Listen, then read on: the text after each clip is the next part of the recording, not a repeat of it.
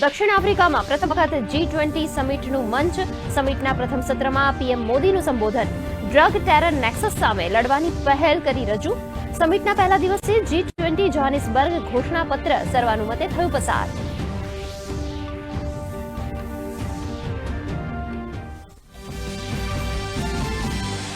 ભારત સરકારે જૂના 29 કેન્દ્રીય શ્રમ કાયદાઓને સમાવીને 4 નવી શ્રમ સંહિતાઓ કરી લાગુ. ભારતના કાર્યબળ માટે વધુ સારું વેતન, સલામતી, સામાજિક સુરક્ષા અને ઉન્નત કલ્યાણને અપાઈ પ્રાથમિકતા. હવે 1 વર્ષની સેવા પર પણ મળશે ગ્રેજ્યુઇટીનો લાભ.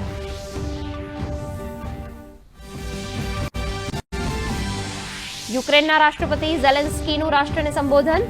કહ્યું, યુક્રેન અત્યારે છે ઇતિહાસના સૌથી મુશ્કેલ તબક્કામાં. તો શાંતિ યોજનાને સ્વીકાર કરવાના ટ્રમ્પના અલ્ટિમેટમથી ધર્મ સંકટમાં યુક્રેન.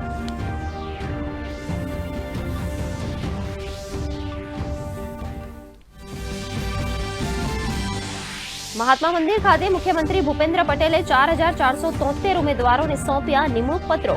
પોતાના કર્તવ્ય પ્રત્યેનો અખંડ સમર્પણ અને ગરીબ કલ્યાણના ભાવ સાથે કાર્ય કરવા મુખ્યમંત્રીએ ઉમેદવારોને કર્યું સૂચન. તો નાયબ મુખ્યમંત્રી હર્ષ સંઘવીએ પોલીસ વિભાગમાં 14507 જગ્યાઓ માટે ભરતી કરવાની કરી જાહેરાત. મુખ્યમંત્રી ભૂપેન્દ્ર પટેલ ભવ્ય તાનારીરી મહોત્સવનો કરાવ્યો શુભારંભ. વડનગર બન્યું સૂર અને સંસ્કૃતિનું સંગમ સ્થળ. શાસ્ત્રીય ગાયન, વાદન અને નૃત્યની થશે અદ્ભુત પ્રસ્તુતિઓ.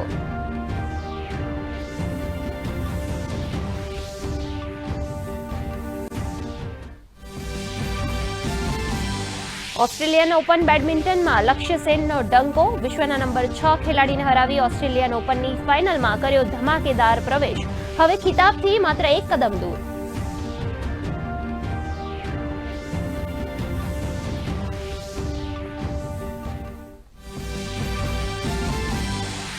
ભારત અને સાઉથ આફ્રિકા વચ્ચે બીજી ટેસ્ટ આજે ગુવાહાટીમાં શરૂ. સાઉથ આફ્રિકાએ બેટિંગ કરી 6 વિકેટના નુકસાને બનાવ્યા 247 રન. તો કુલદીપ યાદવે શાનદાર બોલિંગ કરી ઝડપી 3 વિકેટ્સ.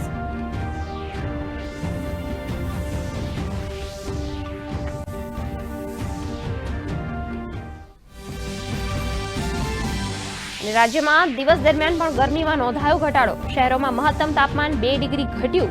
10.8 ડિગ્રી સાથે નલિયા રાજ્યનું સૌથી ઠંડુ શહેર. તો દાહોદમાં 12.6 ડિગ્રી અને ડીસામાં નોંધાયું 14.8 ડિગ્રી લઘુત્તમ તાપમાન.